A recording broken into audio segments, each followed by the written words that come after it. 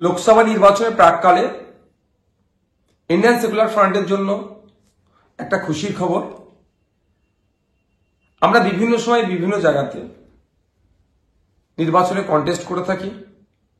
অনেক সময় শাসক তার ক্ষমতার দম্ভ দেখিয়ে অনৈতিকভাবে আমাদেরকে পরাজিত করলেও যেখানে গণতান্ত্রিক প্রক্রিয়ায় স্বচ্ছভাবে নির্বাচন হয়, আমাদের রেজাল্ট বা আমরা সেখানে ভালো রেজাল্ট করি, আমাদের জয় জয় করা হয়।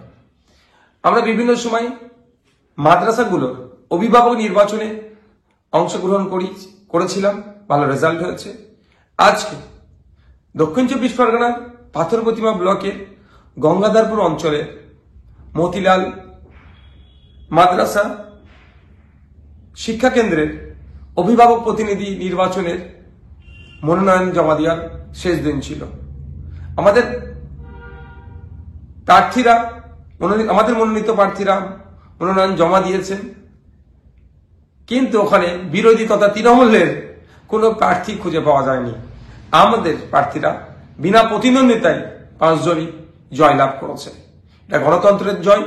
এই জয়ে আমরা আশাবাদী আগামী দিনেও মানুষ আমাদের পাশে থাকবে। আর এই জয়ে আমরা অত্র শিক্ষা প্রতিষ্ঠানের শিক্ষার পরিকাঠামো থেকে শুরু করে আর যে সমস্ত পরিকাঠামোগুলো আছে সেইগুলো উন্নততর করার জন্য প্রতিজ্ঞাবদ্ধ হচ্ছে।